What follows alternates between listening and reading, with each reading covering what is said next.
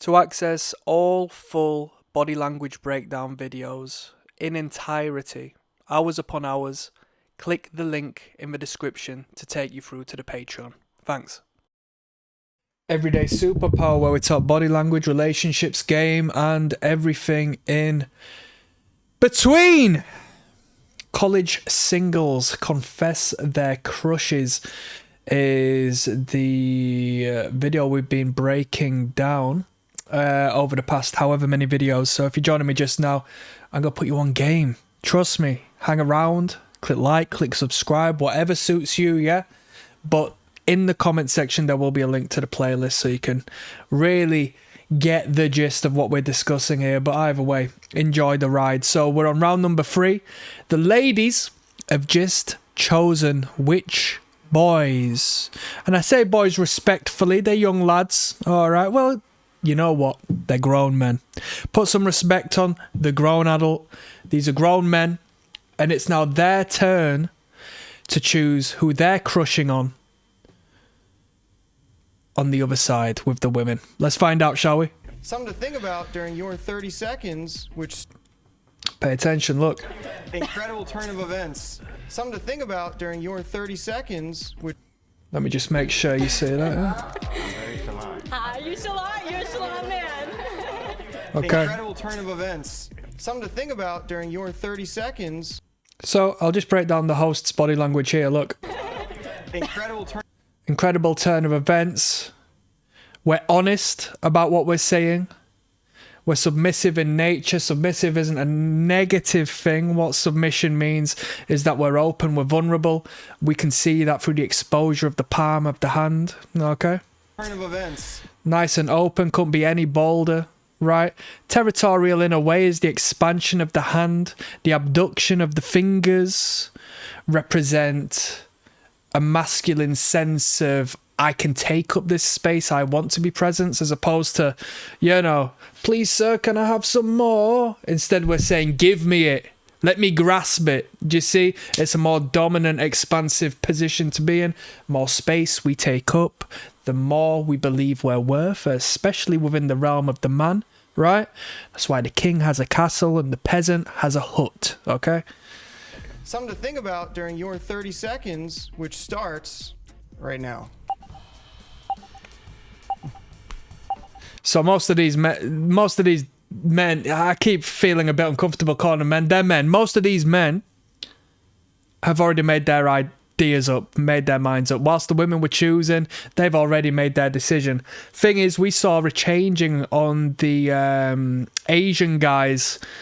I mean, Asians are stretching it. I think we've got a couple of Asian people, to be honest. But number 12, he redid his sign when he got rejected by a person he had a speed date with on the earlier round. Okay? But this is where we learn baseline behaviors. Yeah, we need to pay attention to how a person acts and not cast judgment from the get-go, but to dial it in and to assign it into a particular categorization based upon our recognitions in the past. This guy has a very, very, very unique number 12. He's got a very unique non-verbal cue of doodling. He's a creative and expressive individual. Consistently, he's been doodling aside from just putting the numbers on his signpost, on his card, okay? So maybe he was just doodling. Have you seen how we decipher and we pay attention to the context and the congruence of one's character? If he just showed a number on his turnaround, it would show an absence of character, a defensive mechanism, a retreat from whom he initially put himself out there to be. Okay, because the first 2 rounds there were doodles alongside the numbers. If he showed it now, he would have broken the pattern of doing the doodles, and you would have to question why. That's a bit abnormal. Okay, that doesn't abide by what I've established as your baseline behaviors. Okay, Starts right now.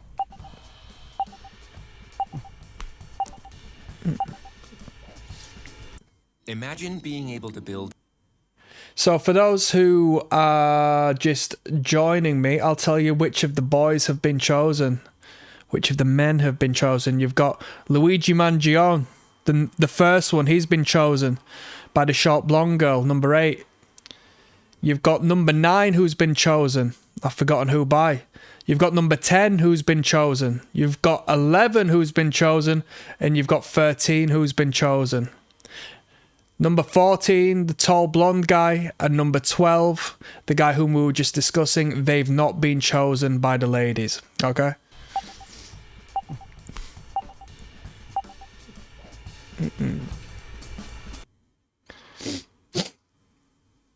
Covering up the crotch here. I'm not sexually accessible. I may have chosen you, but pay attention. I'm not jumping into that situation. You could also say it's an accentuation in the meantime as an indirect means of the breastises, okay?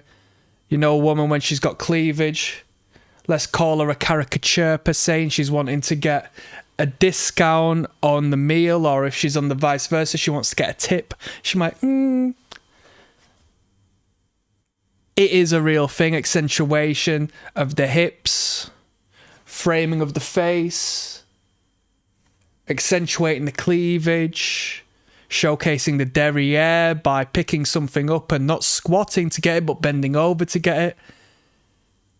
Imagine these people were naked and you'll have a clearer identification of what the body language represents, because generally speaking it's outside of the conscious mind and it's a representation of the primitive being that resides within the brain that has to be sort of compartmentalized and put aside in relation to our human brain, okay?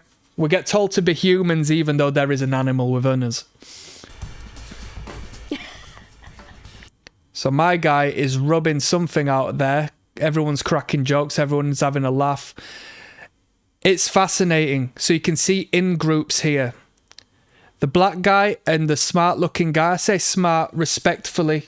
You know, it's slang over here in reference to he's well presented, smart haircut, plain black tee. I think he's a good looking person. He's an attractive man. Him and the black guy have been getting along. That's an in-group there. That's a couple. That's a duet. They're both engaging. Number 13, the black guy's leg leans forward, creating a barrier that only allows him into communication with the guy who he's engaging with, blocking out the blonde guy, okay? It's utilized as a defensive mechanism, as an obstacle, as a barrier. All right, you will see this with the women you're interested in groups you're engaging with and so forth. Pay attention to the legs, the feet, and how they are being utilized to let people in and cut people out. Number 8 and 9 at the start, they're both a group. They're engaging with each other.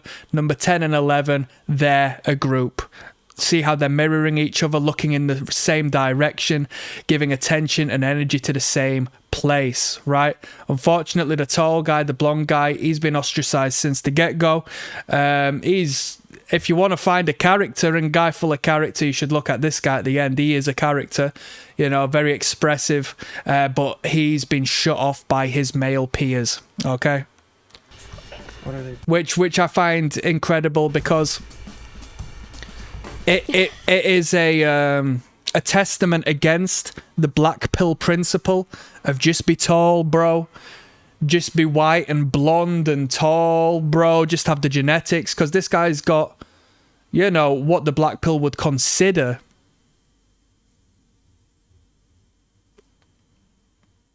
fair points in the sexual market scale. But we've seen the counter opposite in this video. What are they thinking? Probably intelligent thought. And the whole racial thing was not my point. I'm speaking on the black pill philosophy here, okay? Science, come on. Like so many. This is a commentary, come on.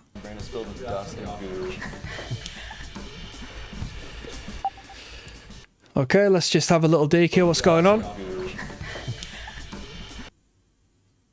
Okay, everyone's having a good time. Everyone's giggling, hooting, hollering. Okay, anybody who isn't having a good time during this particular time, anyone who isn't genuinely excited and buoyant and bouncy is going to be a sore thumb, is going to be a dark cloud in the room, is not going to be engaged with. And I don't say this to point the finger at anyone. I'm sure we've all been there at some point, right? It's not a good position to be in. Everyone's having a great time. You, i.e. you're on this program, you've not been picked, you're not select, you're being rejected by the other people who don't want to necessarily lower the vibration that you are emitting. You're isolated. You stand out. It's detrimental to the overall energy and atmosphere of the room, right?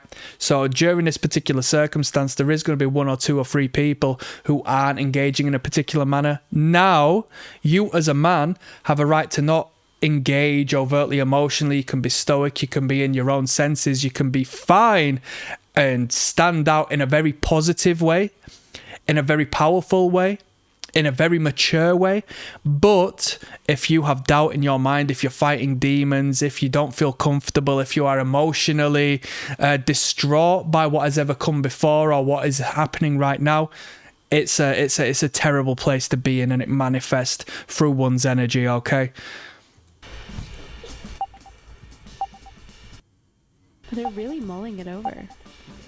And of course, we got more laughs and giggles than we did at the start of this program, because everyone's getting used to each other. Everyone's becoming familiar with each other. Everyone's starting to gel as one. Whereas at the start of this program, you saw awkward silence. The hosts were desperately trying to elevate the energy, and it wasn't happening. It was awkward. It was tense. But now, as we become more familiar with each other, such as you with that beautiful woman you're dating, you know, it's a bit awkward when you first start and you're sitting across the table and you're trying to, you know, break the ice per se. But when you've got a couple of drinks in you, when it's 2 hours in, you can't believe how much you've progressed and advanced within that particular 2 hours as you both engage and become fluid and start mirroring each other as two become one across the table, okay? And time. That's time. Stop. Pencils. Don't actually. Okay. Let's just go down. And before you reveal, if you pay attention, this is a reoccurring joke. Who threw it there? Pencils. Don't actually. Okay. All right, both of these are joining in. Very childish behaviour. Look at how they threw it. They looked at each other, albeit maybe not directly, but indirectly they acknowledged each other, because these two have become one. As I said, they're incredibly familiar. They've been stood beside each other. They are becoming each other, okay? They're cool, calm, confident. They weren't chosen in the last dates, but they were chosen in this one. So they're more than happy to make a bit of a noise, be criticised to a degree, because they've got one foot in the door, and that movement attracts attention. All movement attracts attention. And what amplifies movement? Noise. All right? I'm not threatened, because if I was threatened, I don't want anybody to see me. I'm going to freeze. I'm going to flight. Okay? Whereas these two are just like, nothing can harm me. I've been chosen. I feel good. Here's some noise. Here's some movement. I'm the boss. Pay attention. Click like and subscribe. I'm giving you the game. Let's just go down. And before you... Host doesn't laugh. It's not funny. None of the other boys laugh. It's not funny. None of the girls giggle and hoot. It's not funny. So the throwing of the pen, cool, calm, confident, brilliant. The lack of response is better than a bit of a tut and a sigh and whatnot. But... you know, you're performing this action for some attention, and if that attention doesn't receive any degree of positive feedback, probably worthwhile not doing at all, right? Reveal if it looks like you're attention seeking in a negative way. If you would, I would. Okay, let's just go down. And before, I mean, there's a little snigger there, but before you reveal, if you would, I would like to hear what your biggest ick is. So now the boys are going to talk about their biggest icks. The girls are going to be more honest than the boys in this department, because the girls are going to utilize it and weaponize it as a shit test. The boys are probably going to try to not hurt anyone's feelings, because I can't hurt her feelings if I want to sleep with her, right? So the boys are going to start talking about their icks. If you're joining me just now and you're unaware what an ick is just basically what turns you off. When it comes to women, what turns you off, okay? Let's go. Straight up me, I'm just saying, if you can't cook, if you're not a good cook, it's going to be a problem. That's a good question. I would say my biggest ick is someone that makes fun of people's laughs. Makes fun of people's laughs? Because that's the girl who's chosen her, chosen him even. She flicks her head, creates attraction, creates movement.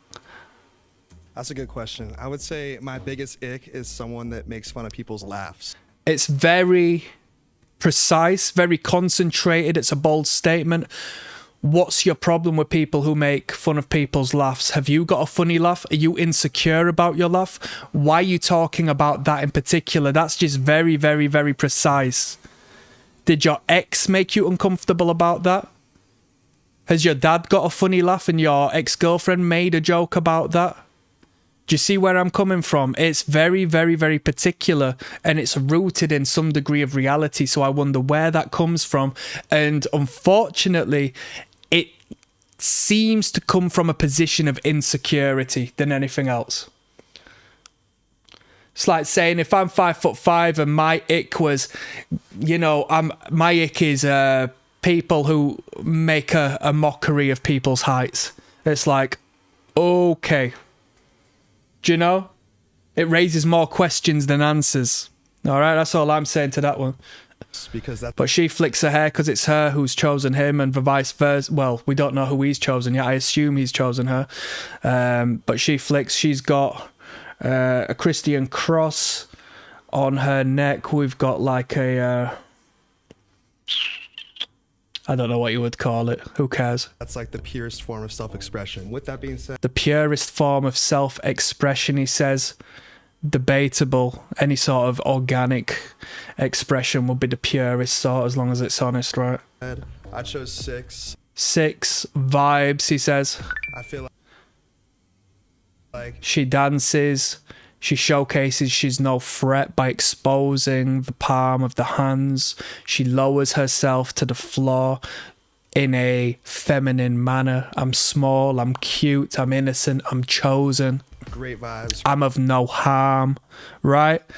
Arguably, you could call it an overcompensation of such. Why do you need to prove you're of no harm? Makes me question, are you? Because you're trying to theatrically personify this character to a degree where I call it out and say, all right, you're making yourself small, you're making yourself look cute, you're attracting attention in this way. It's great energy, and I felt like that was reciprocated, so for sure. What is your Pay attention.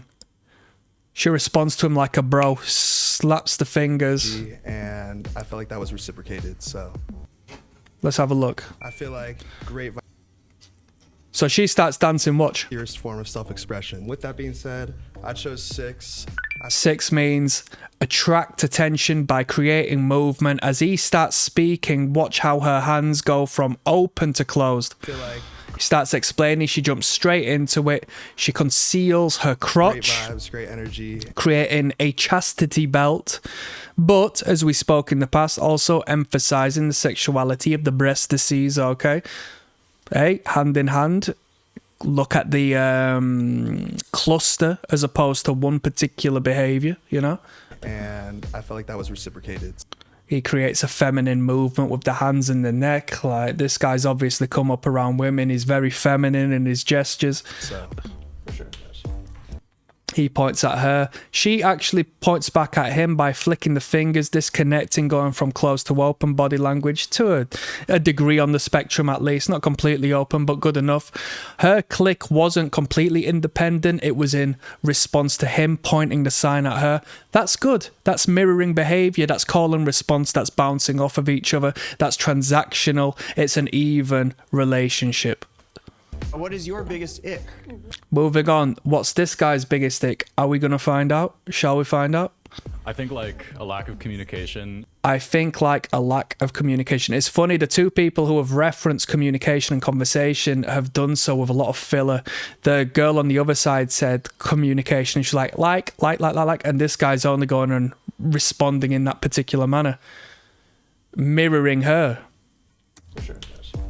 What is your biggest ick?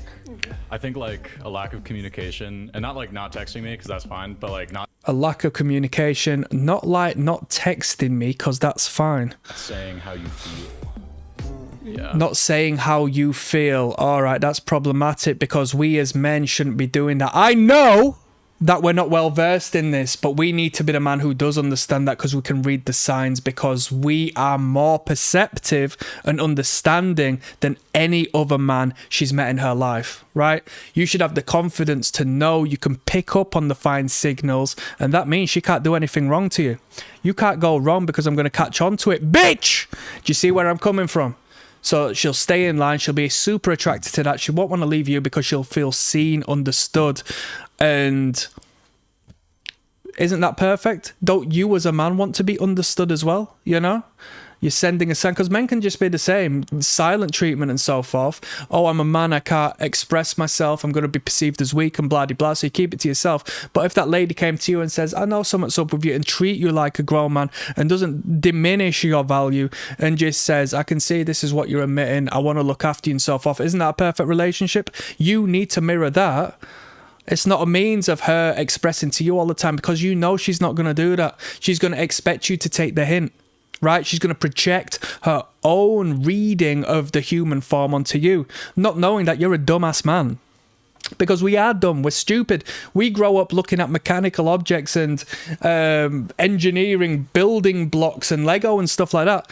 Women grow up paying attention to faces because it's a survival mechanism that they need to understand who is around them. So they naturally understand how you are and what you're thinking and when you're off, whereas you as a man naturally don't do that. If you were to say if you were to leave out the fact you don't understand that, and you naturally do engage in a way that you are emotive and empathic, that puts you above and beyond 90%, 99% of the men, for all I care, okay? Narcissism, internal. Empathy, external. Go under her skin, see the world through her eyes, see the world through his eyes, everybody you come across. Leave oneself. Leave the ego at home, yeah? Well, I feel like number 5. I want to go on another date because I feel like we covered hockey and Star Wars, but there's more to talk about. What is your biggest ick? Right, we're moving onwards. I'll see you on the next video, yeah? Thank you for watching. You can watch all body language breakdown videos, hours on hours of content, including the game I can't give here, via the Patreon. The link is in the description.